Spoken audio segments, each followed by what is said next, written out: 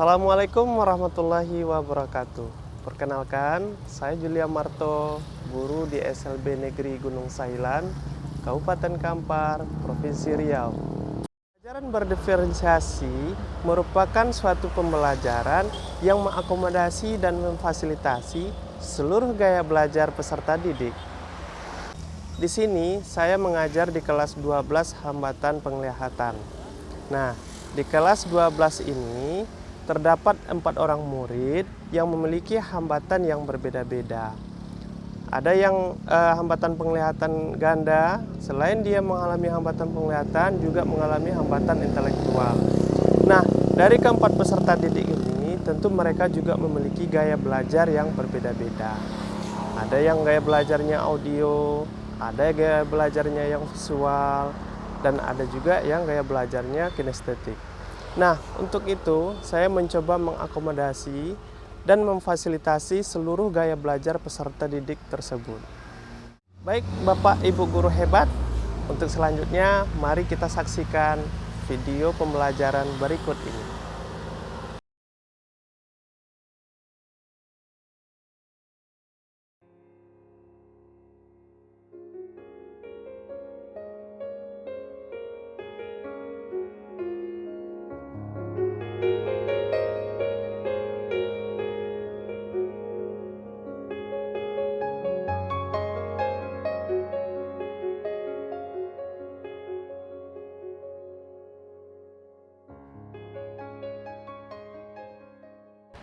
Assalamualaikum warahmatullahi wabarakatuh. Selamat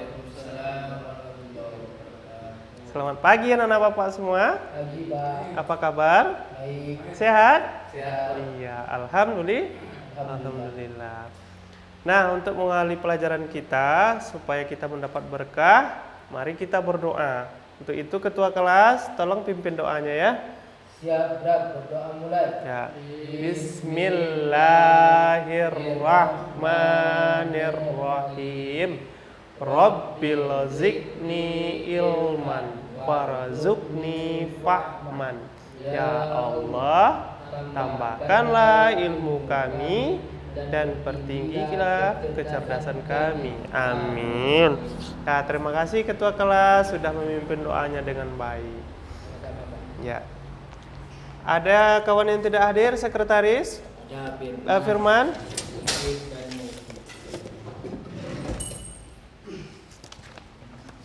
Semuanya lengkap ya? Ya. Oke.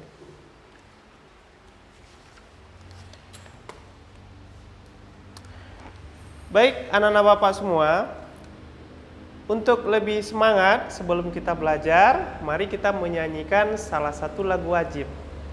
Lagunya adalah lagu Padamu Negeri. Semuanya ikuti ya. Ya. Ya, semuanya.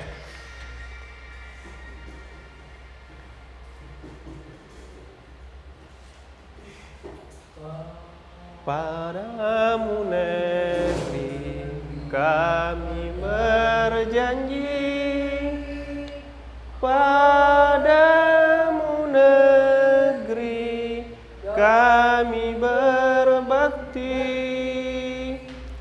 padamu negeri kami mengabdi,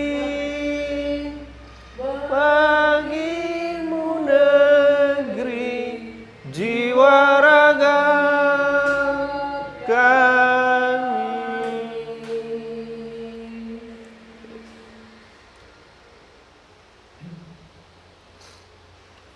Baik, bagaimana paginya? Sudah semangat untuk belajar? Sudah. Siap ya untuk belajar ya? Oke. Anak-anak Bapak semua, minggu yang lalu untuk mata pelajaran pendidikan Pancasila, kita sudah belajar mengenal struktur sebuah organisasi ya, di pemerintahan pusat maupun di pemerintahan daerah. Ya. Nah, hari ini kita akan belajar struktur organisasi yang ada di sekolah kita ya. Nah, anak-anak semua, adapun tujuan dari pembelajaran ini yaitu setelah pembelajaran anak-anak diharapkan dapat mengenal apa itu struktur dari sebuah organisasi. Ya, kemudian apa kegunaannya dan apa manfaatnya dalam kehidupan kita sehari-hari. Ya. Dan kemudian setelah belajar tentang struktur organisasi, kita diharapkan dapat membuat sebuah struktur organisasi yang ada di kelas kita. Oke?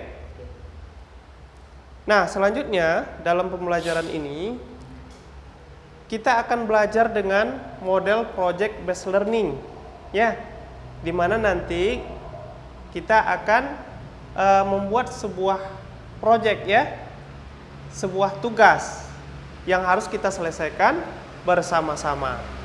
Kemudian metode pembelajaran yang Bapak gunakan kali ini yaitu metode ceramah, kemudian tanya jawab, dan nanti ada beberapa penugasan yang akan Bapak berikan kepada kalian.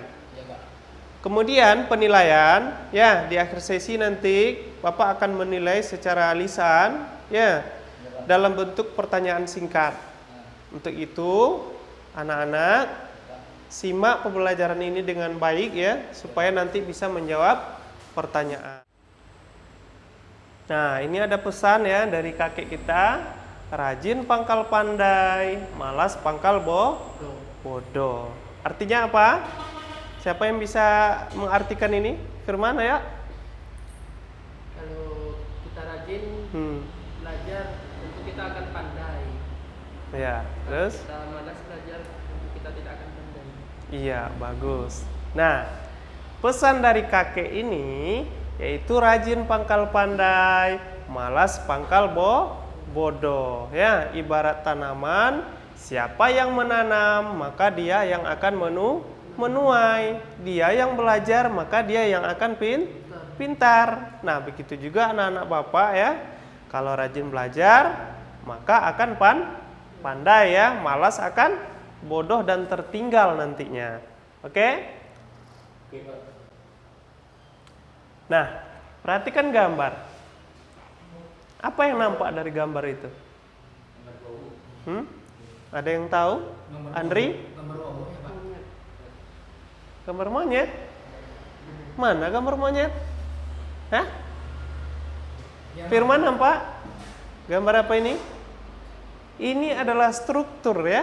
Struktur organisasi, ya, yang ada di sebuah kelas. Ya. Ada wali kelas, kemudian di bawah wali kelas ketua kelas, ya enggak? Selanjutnya ada sekretaris, ya. Kemudian ada bendahara. Ya. Kalau di sini ada seksi-seksinya. Nah, untuk di sekolah kita, di kelas kita, karena kita sedikit, ya, jadi tidak perlu ada seksi-seksi. Nah, begitu.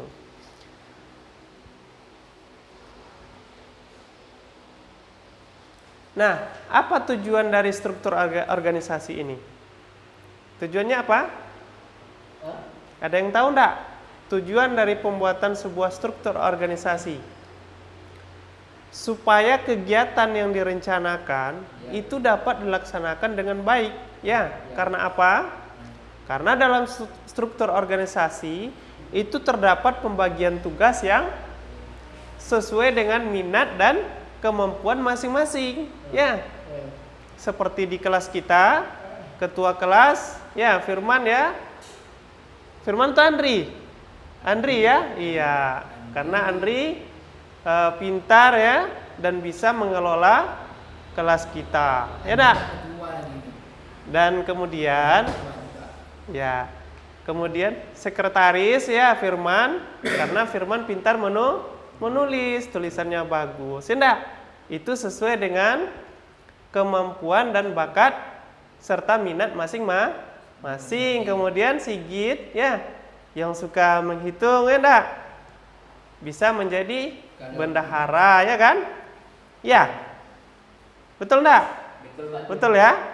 Nah, jadi tujuan dari pembuatan struktur organisasi, ya, bukan hanya untuk dipajang, tetapi untuk dilaksanakan sebagai kegiatan apa? Melki? Untuk apa struktur organisasi itu?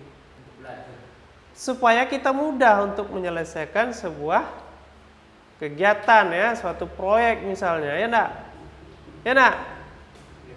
Ada yang tukang belanjanya ya kan? Ada yang tukang mengerjakannya, ada yang kerjanya mencatat, ya kan? Ya enggak?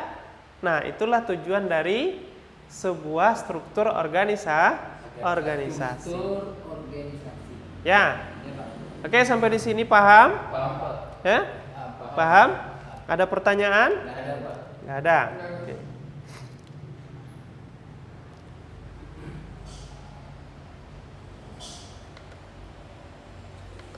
Ya.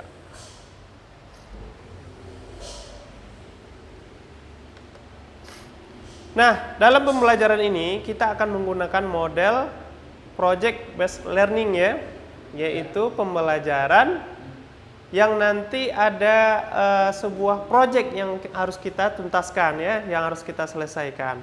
Nah, dalam pembelajaran ini kita akan membuat sebuah struktur organisasi yang ada di kelas kita. Organisasi juga ada di sekolah kita. Ya enggak? Ada kepala sekolah, kemudian apalagi di bawah kepala sekolah? Ada wakil-wakil. Ya, ada 4 ya.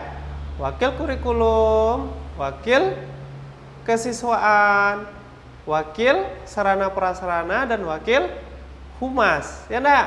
Ya, Pak. Iya. Kemudian apa lagi?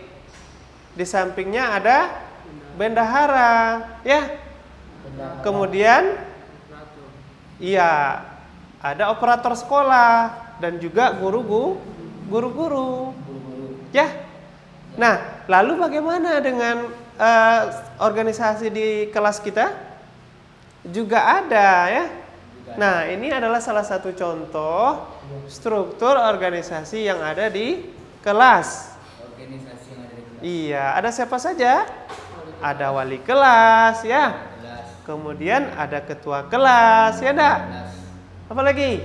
Ada wakil ketua kelas, ya kan? Ada sekretaris. Ya, ada bendahara, ya enggak? Kemudian ada anggota-anggotanya, seksi-seksinya, ya kan? Ya. Nah, itu semua dibuat bukan hanya untuk dipajang, ya.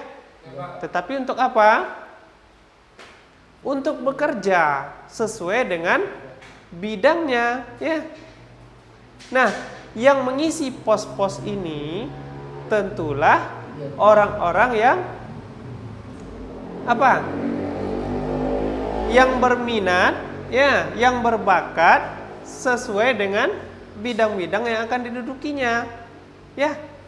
Misalnya untuk menjadi ketua, tentulah orang yang bisa memimpin kawan-kawannya, yang bisa memanajemen semua anggotanya di kelas, ya.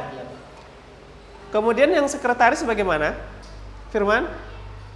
Sekretaris. Ya. Orang yang bagaimana yang bisa menduduki posisi sekretaris? Yang bisa melakukan apa? Atau bisa mewakilkan ketua. Iya, bisa mewakilkan ketua, rajin menulis ya, suka mencatat, ya enggak? Nah, itulah yang mengisi posisi sekretaris. Lalu bendahara, orang yang seperti apa yang biasa mengisi pos untuk posisi bendahara? Melki? Sigit? Orang yang bagaimana yang mengisi pos untuk bendahara? Ya, firman lagi. Yang apa?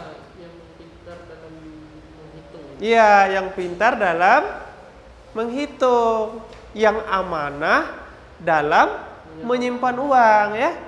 Nah, orang seperti itulah yang bisa mengisi posisi bendahara, ya. Ya, Pak. Nah, lalu apa tujuan dari struktur organisasi ini?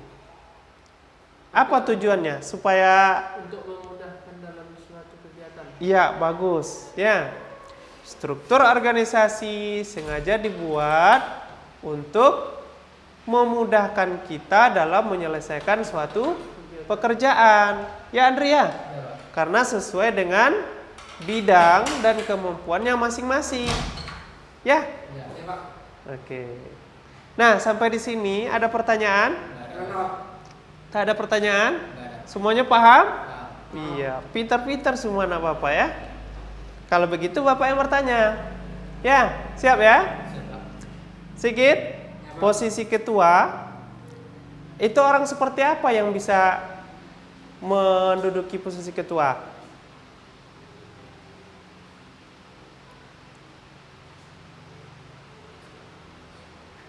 Ada yang tahu, Firman? Silakan. Ya. Orang yang bisa membimbing kawannya atau memimpin kawannya. Oke, bagus. Ya. Jadi untuk mengisi posisi ketua adalah orang yang bisa membimbing kawan-kawannya, mengajak kawan-kawannya. Ya. Oke, pertanyaan selanjutnya untuk Andri. Untuk posisi bendahara, orang yang seperti apa yang bisa menduduki posisi bendahara, Andri? Kalau saya sih bendahara saya yang mengisi bendahara, Ya. posisi bendahara itu adalah Sigit lah yang tertentu. Sigit. Iya. Posisi bendahara itu diisi oleh orang yang bisa mencatat ya, yang amanah tentang uang ya. Yang bisa menyimpan uang dengan baik, ya kan? Yang bisa mencatatnya, yang jujur orangnya, ya kan? Ya. Oke. Terpercaya. Ya. Terakhir Melki. Pertanyaan terakhir untuk Melki ya. Iya. Posisi untuk sekretaris, orang yang bagaimana yang bisa mengisi posisi sekretaris?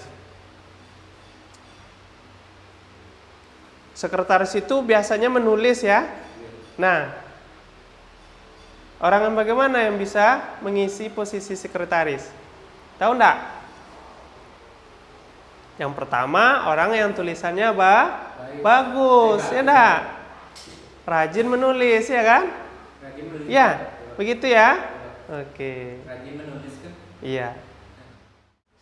Nah, selanjutnya sekarang kita akan membentuk struktur dari organisasi kelas kita. Oke, siap ya? Nah, struktur organisasi yang di depan tadi itu untuk sekolah umum ya. Yang orangnya banyak ya, ada seksi-seksinya, ada wakilnya, ada sekretarisnya 2 ya kan? Nah, karena di kelas kita ini kita cuma ada berempat orang, maka posisi itu bisa kita rampingkan ya. Nah, posisi yang akan kita isi ya untuk struktur organisasi kita, yang pertama adalah ketua. Ya, yang kedua sekretaris, yang ketiga bendahara, dan yang keempat anggota. Ya. Oke.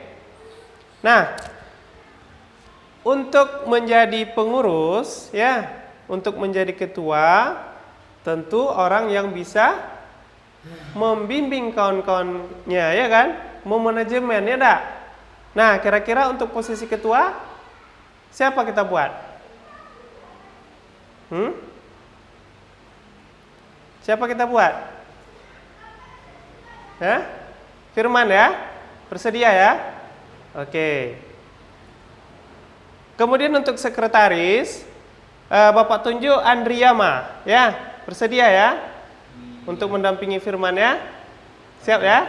Karena aku bersama Firman udah semakin Ya, oke, karena dia Firman lah yang ya, impianku selama ini yang pernah aku cari-cari. oke, ya, Firman lah yang mengisi ya, ruangan hatiku. ya, oke, dah, senang Bapak mendengarnya ya, kalian bisa akur semua.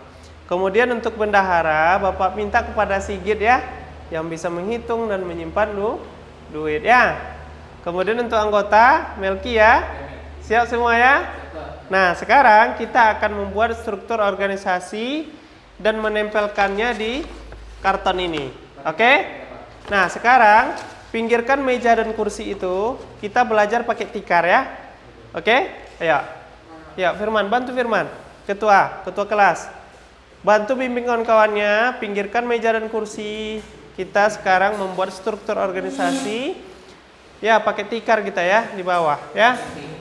Sigit, ambil tikarnya. Ya. Ya. Kita belajar di bawah ya. Ayo Melki, bantu Melki. Ya, kita akan membuat sebuah struktur organisasi ya, yang nanti akan kita pajang di kelas kita. Struktur organisasi kelas kita. Rapikan dulu Firman, digulung balik. Ya. Ayo, Melki, gabung di sini Melki, gabung di sini ya. Gunting tadi mana? Nah, organisasinya. ya. Ini kita potong-potong ya. Ini kita potong ya. Ya. Kita potong.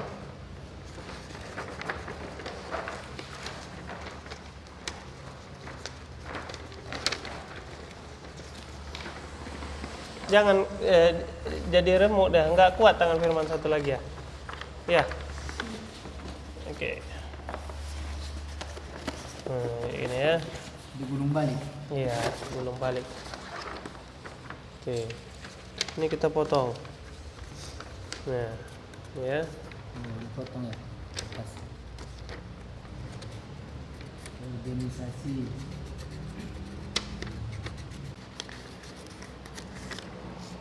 Nah, ini nanti kita tempel ya. Sini. Apa warnanya itu, Pak? Ya. Hitam. Kemudian foto-fotonya juga kita tempel. Foto-foto. Oke. Oke, Pak. Bisa motong Firman? Sakit tangannya?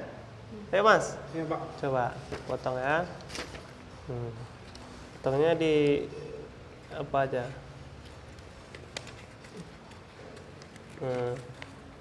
Oke. Sebelah kiri. Sini kan. Ya, jangan dilem dulu. Tunggu, nanti kita susun dulu ya posisinya, karena nggak sejajar semua. Nah.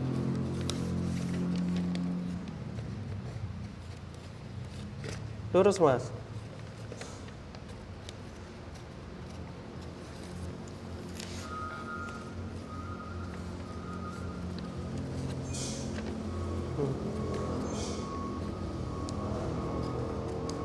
Oke, terima kasih. Nah, Bapak rapikan ya. Iya Pak.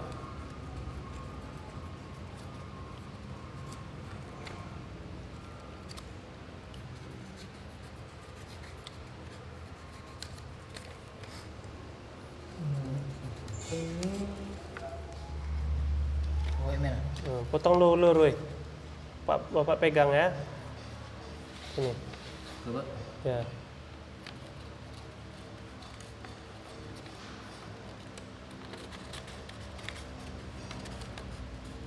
Oke. Ini lagi. Satu lagi. Oh. Dah, potong, lurus.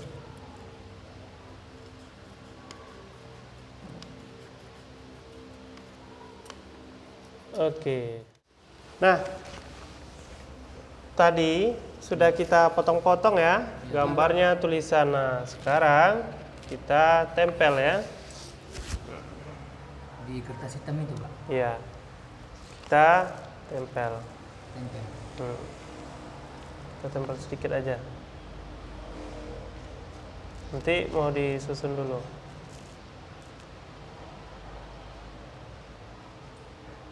Ketua paling atas ya kan. Kemudian di bawah ketua sekretaris ya. Kena? Iya, Pak. Baru apa lagi? Apa lagi Melki? Bendahara ya. Siapa bendaharanya? Sigit. Ya. Bendahara Sigit. Ya, Pak Ju. Melki jadi anggota ya nggak apa-apa. Nanti ganti-gantian ya kan? Tidak. Nah, jadi bendahara. Baru Melki di bawah ya, jadi anggota. Tidak. Nah, bagaimana alurnya? Nah, kita buat alurnya ya. Alurnya. Alur koordinasinya, Alur koordinasi. iya harus kita buat dari mana ke mana, ya. Nah, ini dia alur koordinasinya. Nah, Ini belum lengket nih Pak. iya.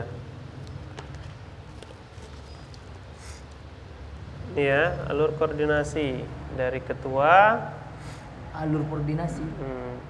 Ini garis koordinasinya. Koordinasi.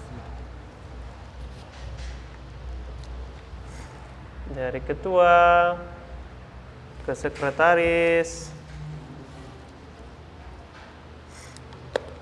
kemudian apa lagi? Ke bendahara ya kan? Iya Pak, bendahara. Alur. Baru ke anggota. Enak? Anggota.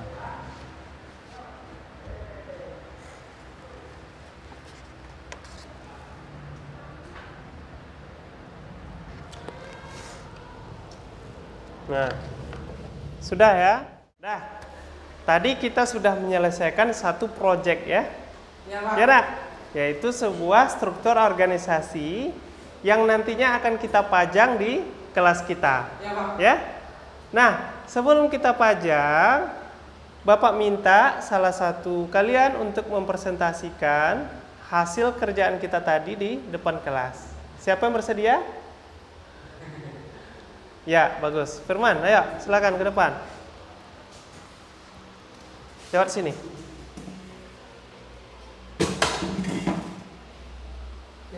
Nah, ya, yang lain perhatikan ya. Ya, silakan. Ya. Nah, silakan. Ya, inilah hasil kerja kita tadi. Ya. Ya, inilah hasil kerja kita yang kita bentuk di sini. Struktur organisasi ya. Struktur organisasi yang pertama ketua, yang Siapa kedua yang menjabat ketua? Firman Ya. selaku saya sendiri, Ya. Kemudian yang kedua sekretaris. sekretaris yaitu Andri Yama, dan Bendaharanya? yang bertindak sebagai bendahara yaitu Sigit, Ya. dan anggota yaitu Melki. Nah, selanjutnya bagaimana? Ya. Diarahkan kepada kawan-kawan untuk bisa bekerja Bersama. sama dengan ketua ya. Oke ya? Siap ya? Oke. Kita berikan tepuk tangan hapus dulu untuk kawan kita yang sudah Oke, terima kasih sudah berani tampil di depan. Ya, silakan duduk kembali.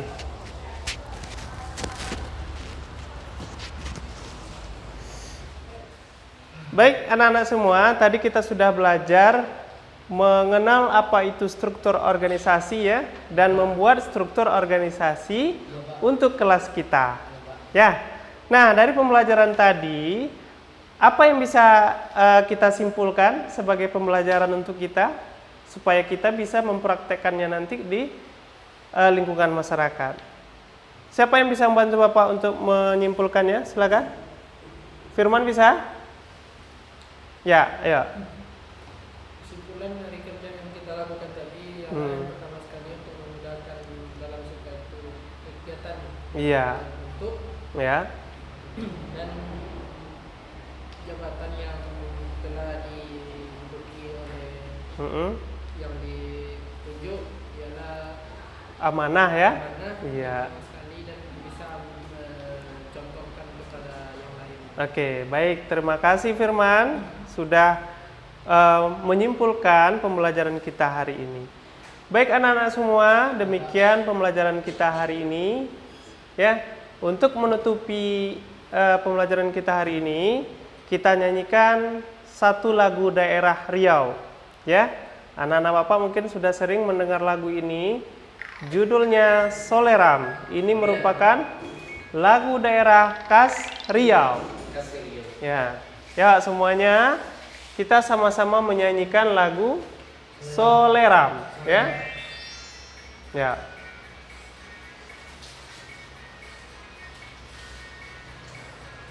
Coba. Ya. Soleram, soleram, soleram, anak yang manis. Anak manis, janganlah dicium, sayang kalau dicium, merahlah pipinya. Anak manis, janganlah dicium, sayang kalau dicium, merahlah pipinya.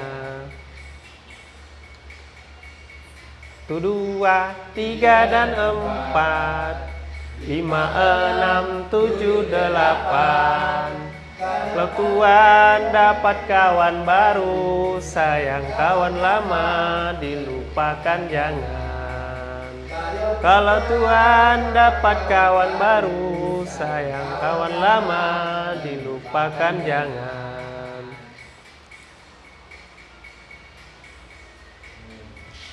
Soleram. Ya, lagu Soleram. Kasih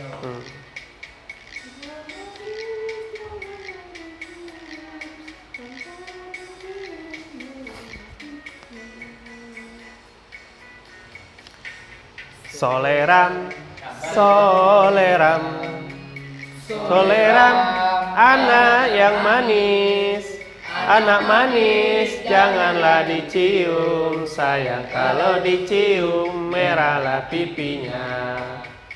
Anak manis, janganlah dicium, sayang kalau dicium, merahlah pipinya. 1, 2, 3 dan 4, 5, 6, 7, 8. Kalau aku dapat kawan Aduh sayang, baru, sayang kawan lama dilupakan jangan. dapat kawan baru. Sayang kawan lama dilupakan jangan.